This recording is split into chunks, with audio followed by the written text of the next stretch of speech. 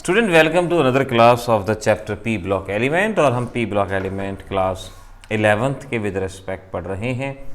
और अभी तक हमने आपको ग्रुप नंबर 13 में इंपॉर्टेंट कंपाउंड्स के बारे में बताया था।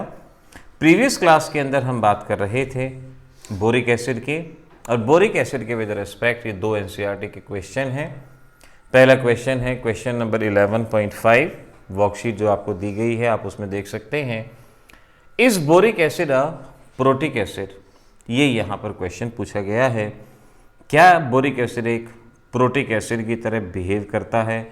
क्या ये प्रोटिक एसिड है? प्रोटिक एसिड उसे कहते हैं जो प्रोटॉन का लॉस करता है, जो अपने प्रोटॉन का लॉस करता है उसे प्रोटिक एसिड कहते हैं। बहुत बार जब बोरिक एसिड के विद रिस्पेक्ट क्वेश्चन आता है तो बोरिक एसिड का स्ट्रक्चर कुछ इस तरह से लिखा जाता है जहाँ पर बोरॉन से 3 ऑक्सीजन और उनसे 3 हाइड्रोजन कनेक्टेड होते हैं। तो ऐसे केस में स्टूडेंट्स ये सोचते हैं कि यहाँ से हर एक हाइड्रोजन प्रोटॉन के फॉर्म में बाहर जाएगा, और जब हर एक हाइड्रोजन बाहर जाएगा तो 3 प्रोटॉन मिलेंगे, तो it must be a try protic acid, क्योंकि ये 3 प्रोटॉन का लॉस करता है। देखने में ऐसा ही लगता है, और ये कंसेप्ट जब हम और मॉलिक्यूल पे अप्लाई करते हैं तो उसके हिसाब से तो ये ट्राइप्रोटिक होना चाहिए, लेकिन एक्चुअल में ऐसा नहीं होता। और एक्चुअल में ऐसा नहीं होता तो फिर क्या होता है, आइए उस बात को सीखते हैं कि एक्चुअल में इसकी रिएक्शन क्या होती है, कैसे होती है। बोरिक एसिड आप H3BO3 या BOH होल थ्राइस दोनों तरह से इसको रिप्रेजेंट करते हैं, दोनों तरह से। अब प्रैक्टिकली क्या पाया गया कि बोरिक एसिड अगर अकेला है तो ये अपने प्रोटॉन का लॉस नहीं करता, लेकिन जब आप इसको वाटर में डालते हैं, अब वाटर में डालने पे देखो क्या होता है। लेट ये है मेरे पास boric acid BOH whole thrice. Boron के पास वैकेंट ऑर्बिटल होता है। बोरॉन का configuration 1s2 2s2 2p1, excited state में 1s2 2s1 2p2, एक वैकेंट ऑर्बिटल होता है। वही वैकेंट ऑर्बिटल बोरॉन के पास भी है। जब इसकी रिएक्शन हम वाटर के साथ करवाते हैं तो वाटर अपना लोन पेयर इसके वैकेंट ऑर्बिटल में ट्रांसफर करता है, अपना लोन पेयर वैकेंट ऑर्बिटल में ट्रांसफर करता है, और इस तरह से कुछ ऐसी स्पीसीज यहाँ पर फॉर्म होती है, कुछ ऐसी स्पीसीज। अब आप देख सकते हैं इसका एक लोन पेयर था, कोऑर्डिनेट बॉन्ड बनाने में इस्तेमाल हो गया, वाटर इससे कनेक्ट हो गया, फिर यहाँ से H पॉजिटिव बाहर जाता है, और H पॉजिटिव बाहर जाने के बाद ये जो स्पीसीज बनती है BOH होल 4 नेगेटिव, ये स्पीसीज यहाँ पर बनती है, फॉर्म होती है। अब आप देख सकते हो बोरॉन के जो हाइड्रोजन थे वो यहाँ भी थे, यहाँ भी हैं, वहाँ भी हैं, यानी बोरिक एसिड ने अपने किसी प्रोटॉन का लॉस नहीं किया।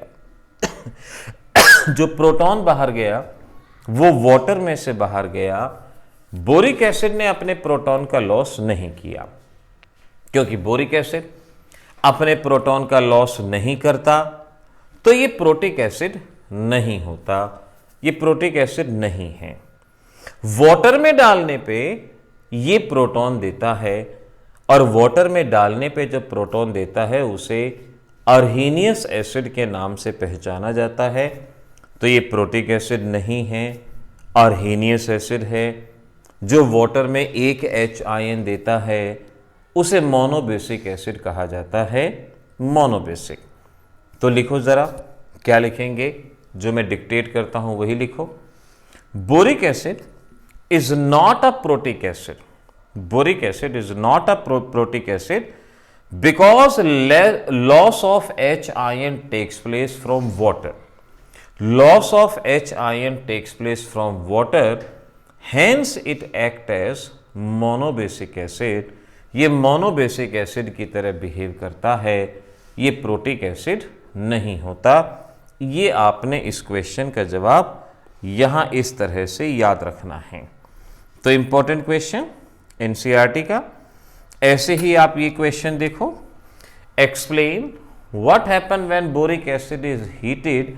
और ये 11.6 आपकी एनसीईआरटी का क्वेश्चन है, वर्कशीट का क्वेश्चन है। रिएक्शन याद करनी है और कुछ नहीं। ये है आपका बोरिक एसिड। अगर आप इसको 370 केल्विन पे हीट करते हो तो ये वाटर का लॉस करता है। वाटर यानी 2 हाइड्रोजन 1 ऑक्सीजन, 2 हाइड्रोजन चले गए तो 1 हाइड्रोजन बचा। बोरॉन ऐसे ही है, 1 ऑक्सीजन चला गया तो 2 ऑक्सीजन बचे, HbO2 बचेगा, जिसको फर्दर अगर हम हीट करेंगे तो ये B2O3 बोरॉन का ऑक्साइड B2O3 ये यहाँ पर फॉर्म होगा, बनेगा।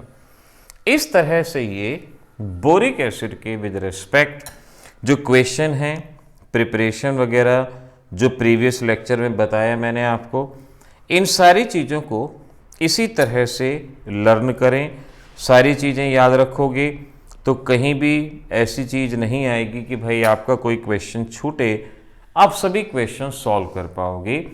इनऑर्गेनिक में बहुत बार बच्चे अपने आप को ज़ीरो मानते हैं, ज़ीरो से हीरो बन जाओगे अगर जो चीज़ बता रहा हूँ, सिलेक्टेड चीज़ बता रहा हूँ, उन सभी सिलेक्टेड चीज़ों को याद रखोगे।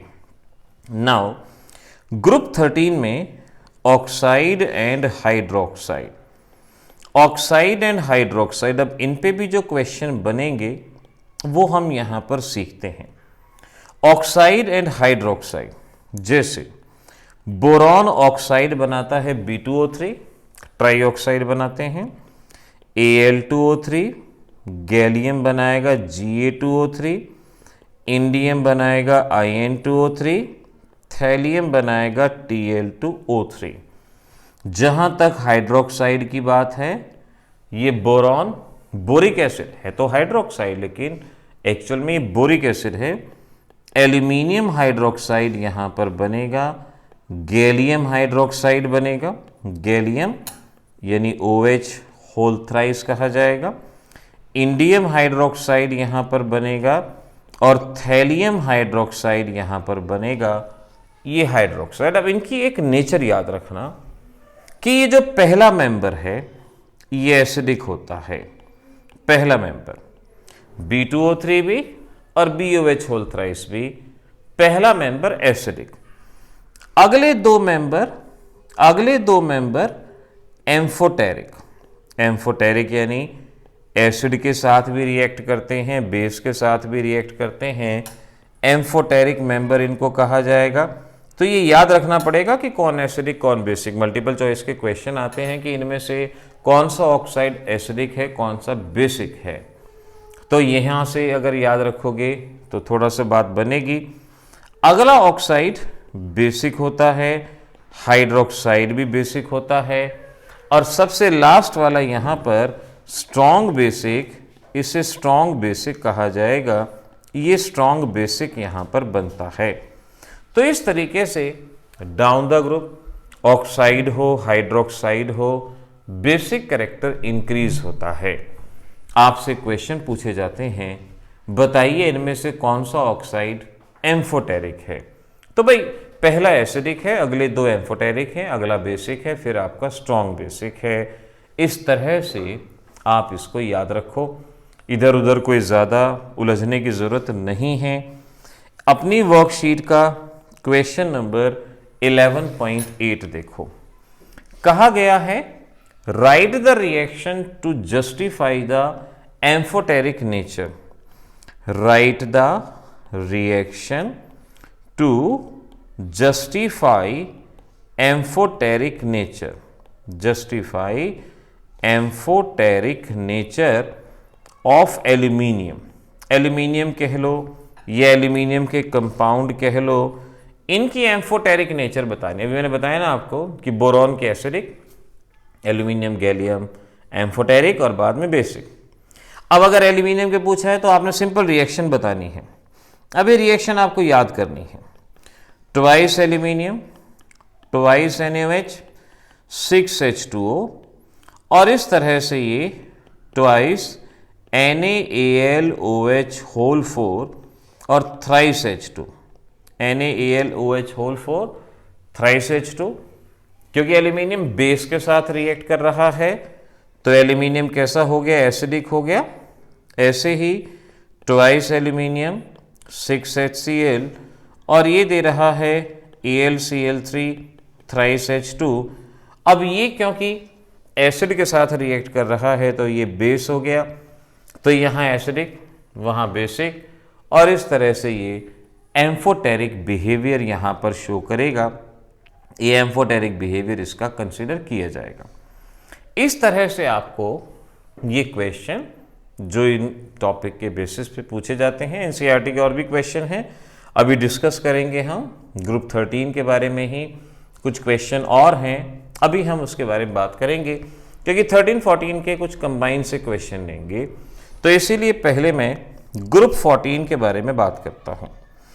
ग्रुप 14 इसे कार्बन फैमिली भी कहा जाता है।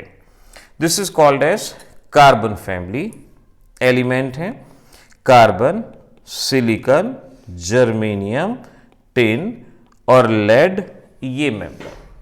क्योंकि इस फैमिली में कार्बन एक ऐसा एलिमेंट है जो मैक्सिमम कंपाउंड बनाता है। इतने कंपाउंड टोटल मिला के नहीं हैं पूरी केमिस्ट्री में जितने अकेले कार्बन के हैं। और रीजन जानते हैं कि कार्बन इतने सारे कंपाउंड क्यों बनाता है। अगर ये क्वेश्चन पूछ रहे why it form large number of compound, so what should be the answer, क्या रहेगा? सिंपल, लोअर क्लासेस से पढ़ते हो, कैटिनेशन। कैटिनेशन वो प्रॉपर्टी है जिसकी वजह से कार्बन इतने सारे कंपाउंड बनाता है, इसीलिए इसको कार्बन फैमिली कहा जाता है। अगला स्टेप एटॉमिक नंबर याद करना, तो वही मैजिक नंबर का सहारा लो कि इनमें डिफरेंस कितने का 32, फिर कितने का 18, फिर कितने का 18 और फिर कितने का 8। 2, 8, 8, 18, 18, 32। अब यहाँ पर 32, 18, 18, 8। कार्बन का एटॉमिक नंबर आप अच्छे से जानते हो 6 होता है, तो सिलिकॉन का 6 + 8 ये रहा 14। 14 + 18 कितना रहा? This is 32। 32 + 18 आप समझ सकते हो क्या रहेगा? 50। 50 + 32 दिस इज 82। तो उसी तरह से जैसा कि एस ब्लॉक में किया, हमने यहां पर इनके एटॉमिक नंबर को लर्न किया। तो एलिमेंट भी याद होगा, एटॉमिक नंबर भी। जब बच्चे नए नए 11th में आते हैं ना, तो उनको दिमाग में एक वहम होता है कि भाई पूरी पीरियोडिक टेबल याद कर लो। अब कई बच्चे होते हैं, क्योंकि ये भारत रजनीकांत का देश है, तो वो बच्चे याद भी करने की कोशिश करते हैं, लेकिन कुछ खास जरूरत नहीं है। जैसे जैसे आप आगे बढ़ोगे, हर ग्रुप को पढ़ोगे, आप हर ग्रुप के मेंबर याद कर लो, उनका एटॉमिक नंबर याद करने का मेथड मैंने बता दिया, तो बड़ी आसानी से चीजें ऐसे भी हो सकती हैं। अगला स्टेप, जनरल इलेक्ट्रॉनिक कॉन्फ़िगरेशन। किसी का भी कॉन्फ़िगरेशन लिख के देख लो, उसी से जनरल अपने आप निकाल सकते हो। 1s2 2s2 2p2, 1s2 2s2 2p6 3s2 3p2, यानी general electronic configuration ns2 np2। Valence shell में होंगे 4 इलेक्ट्रॉन। ये ग्रुप वैलेंस शेल में 4 इलेक्ट्रॉन कंसिस्ट करता है, यानी रिएक्टिविटी में ये 4 का लॉस भी कर सकता है स्टेबल होने के लिए, और 4 गेन भी कर सकता है। इसीलिए स्पेशल ग्रुप है, क्योंकि यहां पर कई सारी चीजें ऐसी हैं जो औरों में देखने को नहीं मिलती। इस तरह से ये बात ध्यान रखें। जहां तक एटॉमिक साइज की बात है, कोई एक्सेप्शन नहीं, कुछ नहीं। अगर आप ग्रुप 14 की बात कर रहे हो तो इसका साइज ग्रुप नंबर 13 से छोटा होता है और ग्रुप नंबर 15 से बड़ा होता है। यानी नॉर्मल रेगुलर ट्रेंड है कि इनका एटॉमिक साइज डिक्रीज होता है, नॉर्मल एटॉमिक ट्रेंड जो कि एक पीरियड में रहता है। ऐसे ही अगर आयोनाइजेशन एनर्जी की हम बात करते हैं तो आयोनाइजेशन एनर्जी भी हम जानते हैं साइज के इन्वर्सली प्रोपोर्शनल होती है। जिसका साइज बड़ा उसकी आयोनाइजेशन एनर्जी कम, यानी ग्रुप 14 की आयोनाइजेशन एनर्जी 13 से तो ज़्यादा होती है लेकिन 15 वाले से कम होती है। तो ये भी एक नॉर्मल ट्रेंड है, यहाँ कुछ भी अजीबोगरीब ऐसा नहीं है। ऑक्सीडेशन स्टेट, ये मैंने आपको इनर्ट पेयर इफेक्ट वाले लेक्चर में ऑलरेडी बता दिया था, यहाँ जस्ट पॉइंट लिखता हूँ। कॉमन ऑक्सीडेशन स्टेट इस ग्रुप की मैंने आपको बताई थी +2 एंड +4, ये कॉमन ऑक्सीडेशन स्टेट होती हैं। ये सभी मेंबर कार्बन से लेके टिन कभी कभी गड़बड़ी कर जाता है, otherwise in general carbon, silicon, germanium, tin +4 oxidation state stable show करते हैं, क्योंकि +4 स्टेट में इनका ऑक्टेट पूरा हो जाता है। टिन कभी कभी गड़बड़ी करता है, वो +2 शो करता है, लेकिन जनरली +4। और लास्ट मेंबर लेड, ये +2 स्टेट शो करता है because of inert pair effect. याद रखने के लिए मैं कहूंगा कि अगर इनर्ट पेयर इफेक्ट वाला यानी पहला लेक्चर अगर आप पी ब्लॉक का मिस कर चुके हैं तो उसको दोबारा से देखें। इन सभी में +4 क्यों स्टेबल है? Due to octet. ये आपको ऑलरेडी एक्सप्लेन कर दिया गया था, क्योंकि ये चीज पूरी बड़ी चीज है, इसलिए बार बार एक्सप्लेन नहीं हो सकती। उस पूरे लेक्चर के अंदर अच्छे से एक्सप्लेन है, जितनी बार मर्जी देखो वो आपके लिए बेहतर होगा। इस तरह से ये ऑक्सीडेशन स्टेट। फिर बारी आती है कोवैलेंसी, कि इस ग्रुप की कोवैलेंसी क्या होगी। अब कोवैलेंसी पिछले ग्रुप में निकालनी सिखाई थी। कार्बन का configuration 1s2 2s2 2p2। Carbon के पास 2 अनपेयर्ड इलेक्ट्रॉन हैं, तो ये 2 की कोवैलेंसी शो कर सकता है, क्योंकि 2 अनपेयर्ड है। अब 2 की कोवैलेंसी, जैसे एग्जाम्पल ये कार्बीन होता है, यहां 2 की कोवैलेंसी शो करता है। कॉम्पिटिटिव के लिए ये 2 कोवैलेंट बॉन्ड बनाता है और एक कोऑर्डिनेट बॉन्ड बनाता है, और 3 की कोवैलेंसी भी शो करता है, जैसे कि कार्बन मोनोऑक्साइड। कार्बन मोनोऑक्साइड में ये 3 बॉन्ड भी बनाता है। ये बहुत इंपॉर्टेंट क्वेश्चन है, अगर आप किसी से एट रैंडम पूछोगे ना कि भाई कार्बन का कोई कंपाउंड बताओ जिसमें 3 की कोवैलेंसी, नहीं ध्यान आएगा, यहां ध्यान आएगा। एक्साइटेड स्टेट, ये इलेक्ट्रॉन यहां जंप करेगा और अपने मैक्सिमम कंपाउंड में ये 4 की कोवैलेंसी शो करता है, क्योंकि यहां पर हम देख रहे हैं इलेक्ट्रॉन जंप करने के बाद 4 ऑर्बिटल 4 अनपेयर्ड इलेक्ट्रॉन कंसिस्ट करते हैं और 4 की कोवैलेंसी शो करता है। तो स्कूल लेवल पे it show covalency of 4, simple 4 बोल दें बहुत है, लेकिन नीट और JEE it show covalency of 2, 3 and 4। और एग्जाम्पल मैंने आपको साथ के साथ बता दिए हैं जहां पर इनकी कोवैलेंसी रहती हैं। अगर आप कभी स्कूल में बैठते हैं और आप कहते हैं कि जी कार्बन को 3 की कोवैलेंसी भी शो करता है, और अगर कोई नहीं मानता, आपके पास एग्जाम्पल है, आप कहो जी कार्बन मोनोऑक्साइड को देखो और बताओ वहां कार्बन की कितनी कोवैलेंसी है, जवाब सामने है आपके पास। कई बार कुछ लोगों का घमंड कुछ बातें स्वीकार करने से रोकता है। आप घमंड में ना रहो, आप लॉजिक्स में रहो, आप नॉलेज पे भरोसा करो, डेफिनेटली आपको सक्सेस मिलेगी।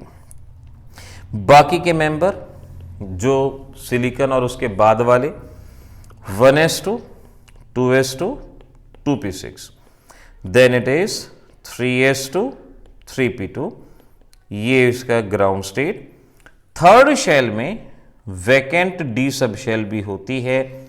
तो इस तरह से सिलिकॉन ग्राउंड स्टेट में 2 unpaired electron, excited state 1 electron jump करेगा, 4 अनपेयर्ड इलेक्ट्रॉन, तो सिलिकॉन 4 कोवैलेंट बॉन्ड बनाएगा, जैसे CCl4 4 कोवैलेंट बॉन्ड, और वैकेंट ऑर्बिटल में कोऑर्डिनेट बॉन्ड बनाता है।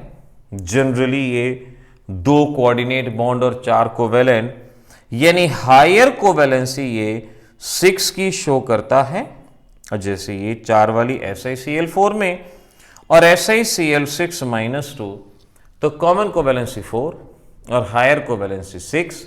यहां पर ये सिलिकॉन और बाद के जितने मेंबर हैं, जर्मेनियम है, टिन है, लेड है, ये इस तरह से कोवैलेंसी को रिप्रेजेंट करते हैं, कोवैलेंसी को बताते हैं।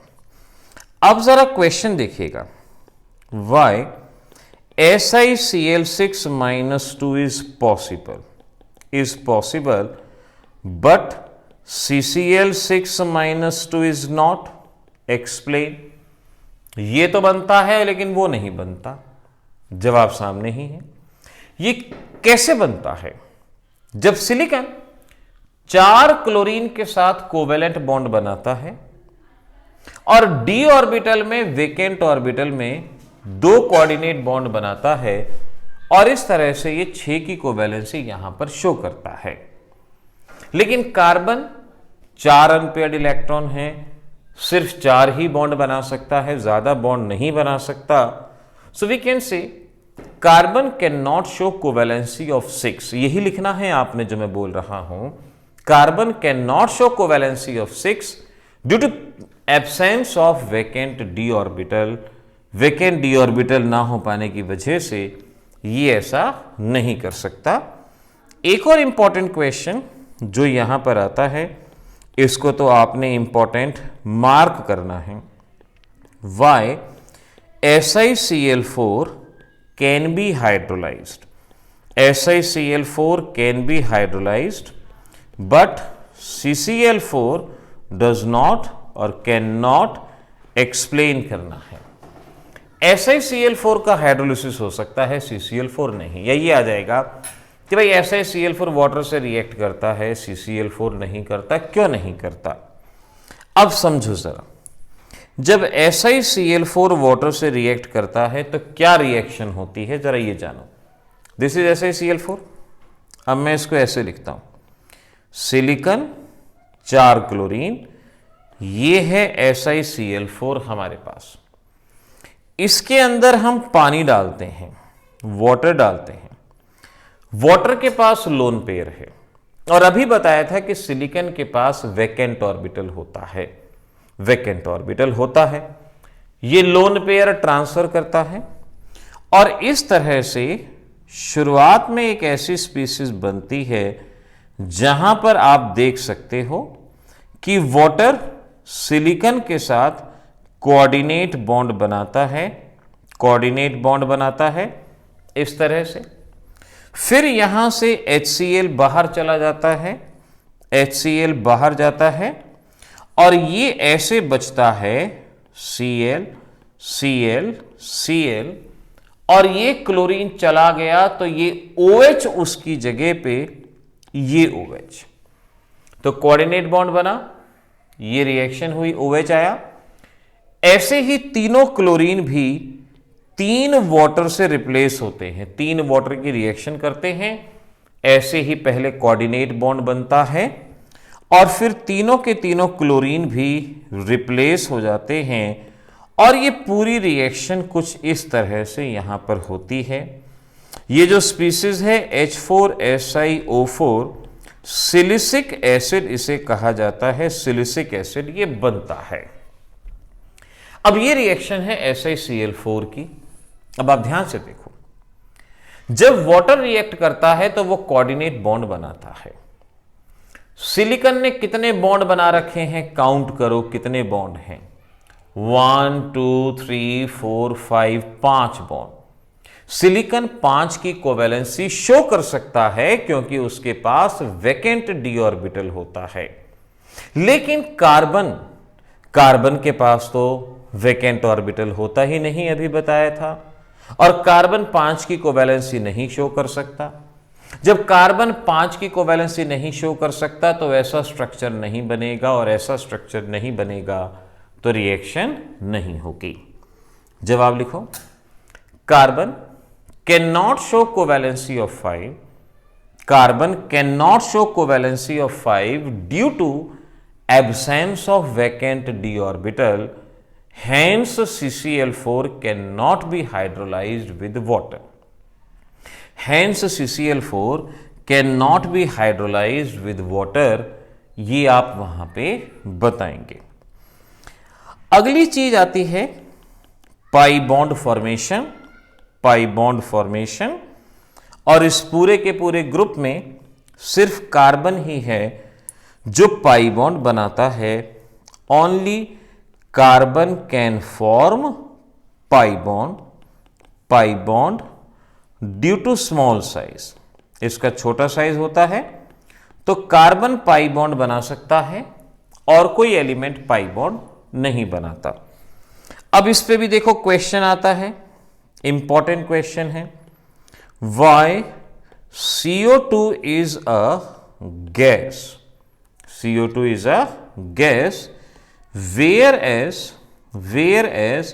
SiO2 is a solid। CO2 gas है लेकिन SiO2 सॉलिड, जबकि दोनों का फार्मूला सेम है, CO2 SiO2 फार्मूला सेम है, लेकिन कार्बन गैस है, CO2 नहीं। अच्छा देखो, गैस और सॉलिड में क्या फर्क होता है?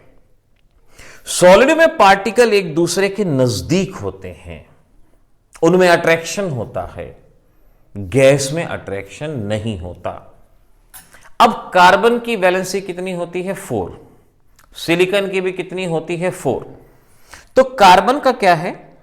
कार्बन क्योंकि पाई बॉन्ड बना सकता है और पाई बॉन्ड बनाने की वजह से ये ऑक्सीजन के साथ अपनी कोवैलेंसी को सेटिस्फाई कर लेता है और इस वजह से नेबरिंग मॉलिक्यूल के साथ कोई इंटरेक्शन नहीं होता। तो लिखोगे covalency of 4 of carbon is satisfied by the pi bond formation with neighbouring oxygen, is satisfied by the pi bond formation with oxygen, not neighboring, with oxygen. Hence it does not form any strong interaction with neighbor. Hence it does not form any strong interaction with neighbor and exist as gas. ये gas की form में exist करता है, ये यहां लिखोगे। तो carbon satisfied covalency of 4 by the formation of pi bond and hence exist as gas, ये भी आप लिख सकते हो। लेकिन सिलिकॉन, जैसा कि मैंने अभी बताया, सिलिकॉन पाई बॉन्ड नहीं बनाता। अब 4 की कोवैलेंसी सेटिस्फाई करनी है। अब जरा ये देखो, ये SiO2 है, अभी स्टेबल नहीं है क्योंकि सिलिकॉन को तो 4 बॉन्ड बनाने हैं, 4 की वैलेंसी है।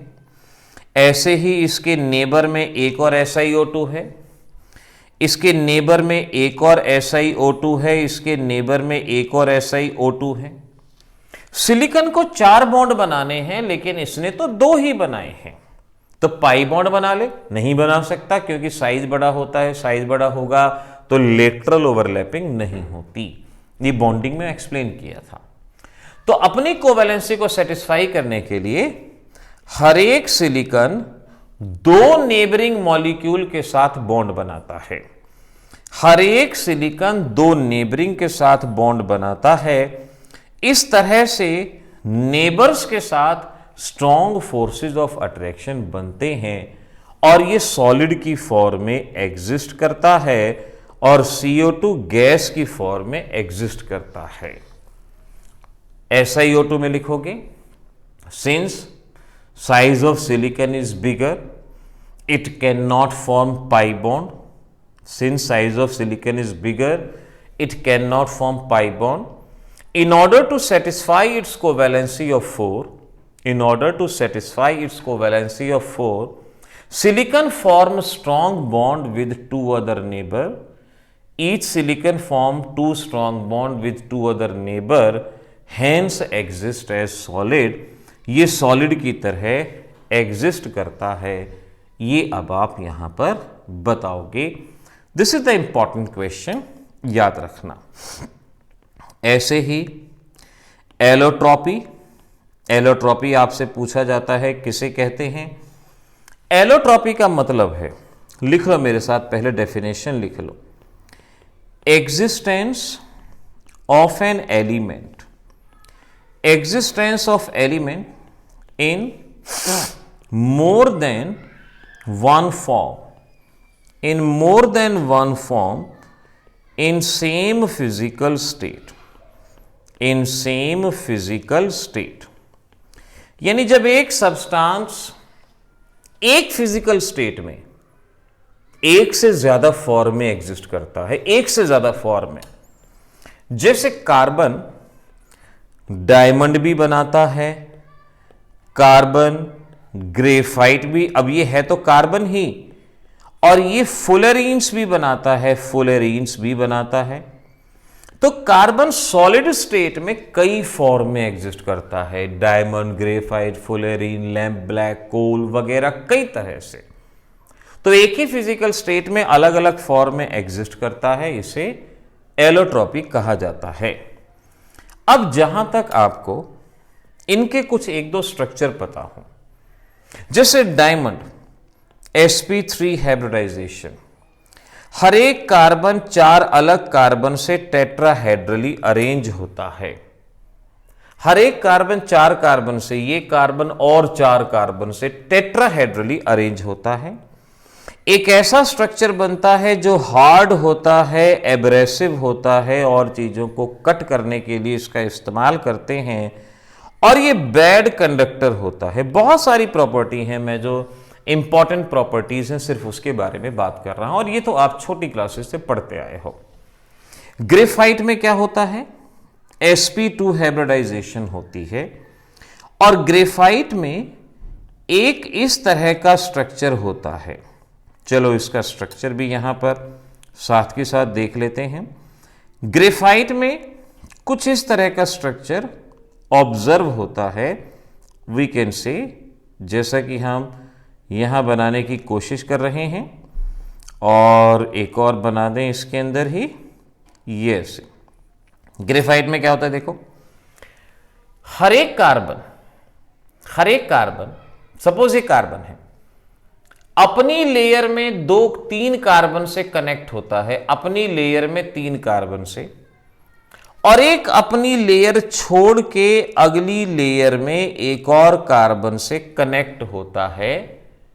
ये कार्बन अपनी लेयर में 3 कार्बन से और एक लेयर छोड़ के अगली लेयर में एक और कार्बन से through the formation of pi bond की वजह से कनेक्ट होता है। ऐसा ग्रेफाइट में देखने को मिलता है। तो sp2 है, हेक्सागोनल स्ट्रक्चर है, एक कार्बन 3 सिग्मा बॉन्ड बनाता है अपनी लेयर में, और एक लेयर छोड़ के अगली लेयर से पाई बॉन्ड। ये सॉफ्ट होता है, डायमंड हार्ड था, ये सॉफ्ट क्यों है, क्योंकि ये लेयर डिस्प्लेस होती है। आप इसको दबाओ, ये लेयर में वेकेंट स्पेस है, और इस वजह से ये सॉफ्ट होता है। So we can say due to large vacant space, क्योंकि यहां वेकेंट स्पेस होता है काफी। ये लुब्रिकेंट की तरह बिहेव करता है, ग्रेफाइट लुब्रिकेंट। अब लुब्रिकेंट क्या होता है, अब क्योंकि इसमें वेकेंट स्पेस है तो ये लेयर एक दूसरे में डिस्प्लेस हो जाती हैं, आगे पीछे डिस्प्लेस हो सकती हैं, और ये डिस्प्लेस हो सकती हैं तो ये हम कहेंगे लुब्रिकेंट की तरह, ड्यू टू लेयर स्ट्रक्चर ये लुब्रिकेंट की तरह बिहेव करता है।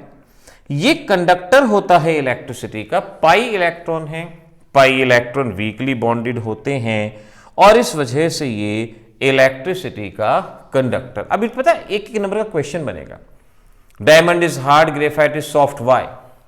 तो बताना होगा sp3 स्ट्रक्चर है, कोवेलेंटली बॉन्डेड है, ये sp2 है, लेयर स्ट्रक्चर है।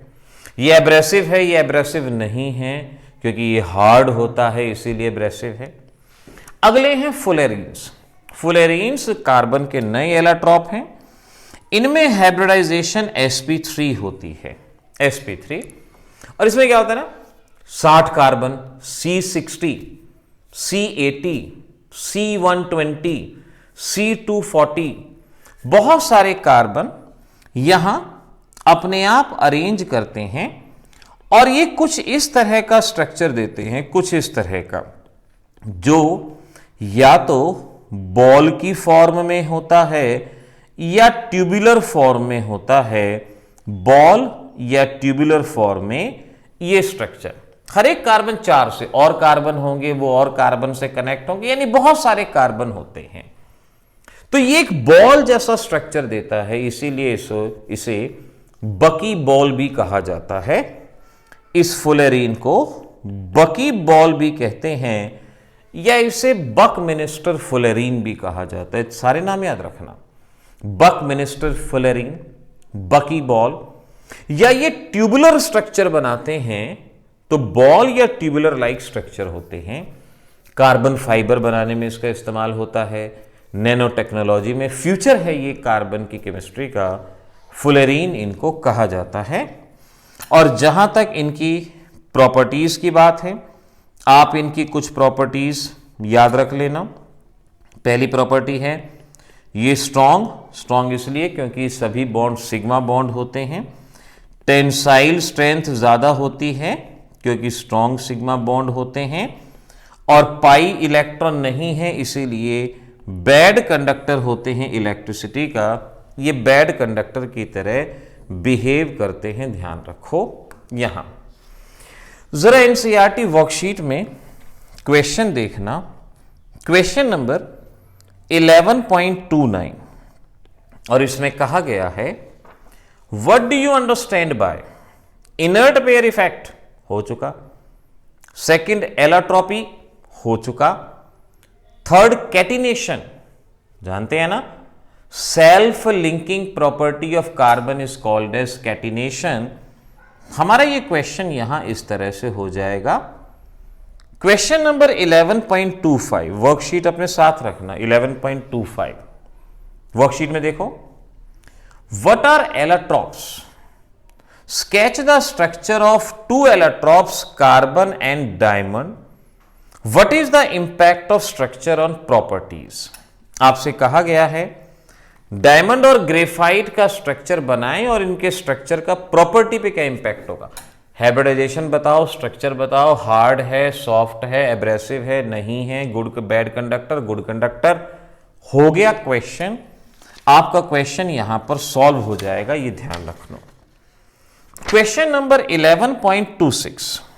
11.26 पार्ट नंबर 1, और इसमें कहा है कि आपके पास ये ऑक्साइड हैं, इन ऑक्साइड को एसिडिक बेसिक एम्फोटेरिक कैरेक्टर में बताना है, क्या होगा। अब ये तो याद करने का क्वेश्चन है, ये आपको यहां पर बताना है, तो मैं बता देता हूं। आप चाहें तो इनको ऐसे याद रख लो कि भाई न्यूट्रल कौन होगा, न्यूट्रल होगा कार्बन मोनोऑक्साइड। उसके बाद एसिडिक कौन होगा ये याद रख लो, B2O3 एंड SiO2, ये एसिडिक होगा इन सब में से। एम्फोटेरिक कौन होगा, एम्फोटेरिक, Al2O3 एम्फोटेरिक होगा, ये याद रख लो। और बेसिक कौन होगा, PbO2 और Tl2O3, ये बेसिक होगा, ये याद रखने की चीज है। वैसे down the group basic character बढ़ता है, ये हम जानते हैं, तो इसको यहां पर याद रखना। ग्रुप 14 में सिलिकॉन्स आते थे, लेकिन अब सिलिकॉन्स आपके सिलेबस में नहीं हैं, आपको सिलिकॉन्स को करने की जरूरत नहीं है। वैसे सिलिकॉन्स क्या होते हैं, ऐसे कंपाउंड जहां SiO-Si लिंकेज हो उन्हें सिलिकॉन्स कहते हैं, सिलिकॉन्स। या ऐसे कंपाउंड जहां SiO4 टेट्राहेड्रा प्रेजेंट हो उन्हें सिलिकॉन सिलिकेट्स वगैरह में कहा जाता है। लेकिन अब आपको ये करने की जरूरत नहीं है, अब आपके सिलेबस में नहीं है। जरा कुछ और क्वेश्चन वर्कशीट के आप जरा यहां पर देख रहे हैं, कुछ और क्वेश्चन देखो। ये क्वेश्चन नंबर 11.4 वर्कशीट साथ में रखना, इसका स्क्रीनशॉट ले लेना या नोट कर लेना।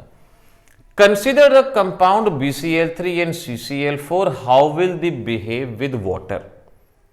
अभी मैंने बताया था कि CCl4 पानी के साथ रिएक्ट नहीं करता, क्वेश्चन कराया था ना कि SiCl4 पानी से रिएक्ट करता है, CCl4 नहीं करता। CCl4 क्यों नहीं करता, क्योंकि उसके पास वेकेंट डी ऑर्बिटल नहीं होता, वो 5 की कोवेलेंसी नहीं शो करता। BCl3 की रिएक्शन पूछी तो ये बोरिक एसिड, ये रिएक्शन भी आप पहले बोरिक एसिड में पढ़ चुके हो, ये रिएक्शन डन। 11.5 ये तो मैं करवा चुका हूं, आज ही करवाया है कि क्या बोरिक एसिड प्रोटिक एसिड है, तो जवाब था कि प्रोटिक नहीं है, ये मोनोबेसिक है, क्योंकि ये प्रोटॉन का लॉस करता है। In water boric acid is monobasic not a monoprotic. Question, explain what happen when boric acid is heated, ये रिएक्शन मैंने आपको बताई थी।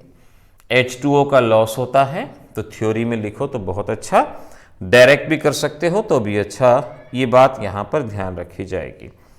आगे देखो, ये नेक्स्ट है 11.8 describe amphoteric nature of aluminium, करवा दिया है आज ही आपको, आप इन रिएक्शन को यहां से भी देख सकते हो।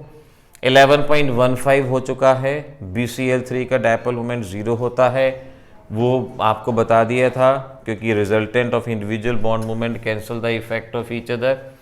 11.20 रिएक्शन वाला क्वेश्चन है कि बोरेक्स को हीट करेंगे तो क्या होगा, तो बोरेक्स की हीटिंग की रिएक्शन पहले भी बता चुका हूं, यहां से कंफर्म कर लो। आगे boric acid is added to water, तो बोरिक एसिड को पानी में ऐड करते हैं तो वो मोनोप्रोटिक वाली जो रिएक्शन बताई थी वो हो गई। और BF3 और aluminium is treated with dilute NaOH, अभी जो एल्यूमिनियम के एम्फोटेरिक की रिएक्शन बताई थी वो रिएक्शन यहाँ पर हो गई। उसके बाद BF3 रिएक्ट्स विद वाटर, ये BF3 रिएक्ट्स विद अमोनिया, इसके पास लोन पेयर है, इसका ऑक्टेट पूरा नहीं है, ये लोन पेयर ट्रांसफर करता है bye the formation of coordinate bond, और इस तरह से ये रिएक्शन यहां पर होती है। क्वेश्चन नंबर 11.31 देखो, ये 11.31, इसमें रिएक्शन दी गई हैं, बस वो रिएक्शन तो सीधे याद करने की रिएक्शन है। इसमें ये सेकेंड रिएक्शन इंपॉर्टेंट है, ये बोरिक एसिड हीटिंग की रिएक्शन हो चुकी है, एल्यूमिनियम NaOH की रिएक्शन हो चुकी है, B2H6NH3 वाली रिएक्शन हो चुकी है, जिसमें बोराजीन बना, बोराजोल बना, जिसको इनऑर्गेनिक बेंजीन कहा गया था। तो ये इस बात को यहां याद रखो। क्वेश्चन नंबर 11.33 वर्कशीट का लास्ट क्वेश्चन है, an aqueous solution of borax is neutral, amphoteric, basic और एसिड। तो जवाब है यहां पर कि ये बेसिक इन नेचर है, तो ये क्वेश्चन भी आपका यहां से हो चुका, ये भी कर लिया। अब जरा इस 11.22 क्वेश्चन पे ध्यान दो, कुछ छोटे छोटे से क्वेश्चन हैं यहां जो आप लोअर क्लासेस में भी पढ़ते हो और आपको अब भी आने चाहिए, तो मैं आपको फटाफट जवाब बताता हूं। 11.22 ये आपके रीजनिंग के क्वेश्चन हैं। Concentrated HNO3 can not be transported in aluminium container. Aluminium container में ये नहीं जा सकता, can be transported in aluminium container, aluminium में HNO3 जाएगा, क्यों जाएगा? देखो HNO3 और एल्यूमिनियम की खास बात होती है कि एल्यूमिनियम शुरुआत में रिएक्टिव होता है, लेकिन फिर एल्यूमिनियम ऑक्साइड की लेयर डिपॉजिट हो जाती है और वो पैसिव हो जाता है, यानी वो रिएक्ट नहीं करता। तो आंसर लिखोगे, आंसर लिख लो, aluminium become passive after some time due to formation of Al2O3, hence does not reacts with HNO3 and hence HNO3 can be transported। आपको इसी तरह से यहां पर बताना होगा, आप उसी तरह का जवाब यहां पर दे पाओगे कि क्योंकि एल्यूमिनियम कंटेनर पैसिव हो जाता है, पैसिविटी आ जाती है, Al2O3 की लेयर बन जाती है और इस वजह से ये HNO3 से रिएक्ट नहीं करता और बड़ी आसानी से इसका ट्रांसपोर्टेशन वहां पे हो सकता है। A mixture of dilute NaOH and aluminium paste is used to open drain। कई बार क्या होता है ना, घरों में नालियां ब्लॉक हो जाती हैं या सिंक, वॉश बेसिन, सिंक वो ब्लॉक हो जाते हैं। तो पहले एक एडवर्टीजमेंट आया करती थी टीवी में, ड्रेनेक्स करके आया करता था कि आप उस चीज को, पाउडर को डाल दो और पाउडर डालने से वो चीज खुल जाया करती थी, नाली बंद थी तो नाली खुल जाती थी, वॉश बेसिन बंद होता था तो वो खुल जाया करता था। तो ये वही पूछा गया है कि एल्यूमिनियम और NaOH डालते हैं, क्यों डालते हैं? क्योंकि एल्यूमिनियम और NaOH की रिएक्शन अभी आपने की थी, हाइड्रोजन गैस निकलती है और वो हाइड्रोजन गैस इस तरह से निकलती है कि जितनी भी ब्लॉकेज उस वॉश बेसिन के पाइप में होती है वो सारी ब्लॉकेज को ओपन कर देती है, खोल देती है। तो आंसर लिखो, due to evolution of hydrogen gas, due to evolution of hydrogen gas which open the blockage, which open the blockage, ये आपका जवाब होगा। Graphite is used as lubricant, अभी बताया था। ग्रेफाइट में लेयर स्ट्रक्चर होता है और वो लेयर एक दूसरे पे स्लिप कर सकती हैं और इस वजह से ये लुब्रिकेंट। सो आंसर लिखो, Due to layer structure, these layer can slip over each other, hence it act as lubricant. Diamond is used in abrasive. Diamond कांच को काटने के लिए इस्तेमाल होता है, तो क्या लिखोगे? Due to sp3 hybridization, it is very hard and hence can be used for as a abrasive. Aluminium alloys are used to make aircraft body. Aluminium बहुत हल्का एलिमेंट होता है, इस पे कोरोजन भी नहीं होता, बहुत हल्का होता है, और हल्का होने की वजह से एयरक्राफ्ट की बॉडी एल्यूमिनियम से बनाई जाती है ताकि एयरक्राफ्ट उड़े, उसका पेलोड ज़्यादा ना हो, उसका वजन ज़्यादा ना हो. सो due to aluminium is lighter, having high tensile strength, and that is why the body of aircraft is made up of aluminium, ये कहेंगे. Aluminium utensil should not be kept in water overnight. Aluminium के बर्तन में रात भर पानी ना रखा हो. कभी भी ऐसा ना करें कि एल्यूमिनियम के बर्तन में पानी रख दिया रात भर और सुबह उठ के पी लिया, बिल्कुल नहीं, पॉइजनस हो जाता है. क्योंकि ओवरनाइट ट्रीटमेंट से एल्यूमिनियम के ऊपर Al2O3 की लेयर होती है. एल्यूमिनियम की खास बात है कि एल्यूमिनियम के ऊपर Al2O3 की लेयर बन जाती है, जो कि पानी को अगर आप उसमें स्टोर करके रखोगे तो वो डिसॉल्व हो जाएगी और वो पानी पॉइजनस हो जाता है. लिखो answer. Because on overnight treatment with water dissolve Al2O3. Water dissolve Al2O3 on reaction with water, which can be harmful to our body. Aluminium wire is used to make transmission cable. बिजली के खंभों पे जो तारे होती हैं aluminium की होती हैं. कितनी ही मोटी मोटी वायर हो एल्यूमिनियम की. ऐसा क्यों? क्योंकि एल्यूमिनियम एक वेरी गुड कंडक्टर है, इसकी डक्टिलिटी ज़्यादा है. डक्टाइल नेचर जानते हो ना, जब किसी को खींच के वायर बनाया जा सके उसे डक्टाइल नेचर कहते हैं. So due to we can say higher ductile nature and good conductivity, aluminium transmission cable बनाने में इस्तेमाल होती है, ये हम कहेंगे. तो इस तरह से बच्चों ये पी ब्लॉक एलिमेंट सभी इंपॉर्टेंट क्वेश्चन एनसीईआरटी के यहाँ पर हो चुके हैं. उम्मीद है आपने अच्छे से किया हो. बार बार देखो इसको, थियोरेटिकल चैप्टर ज़रूर हैं लेकिन बार बार देखो और इसको अच्छे से करने की कोशिश करो. यहाँ ये चैप्टर फिनिश होता है. अगली क्लास में मिलेंगे, तब तक के लिए ऑल द बेस्ट.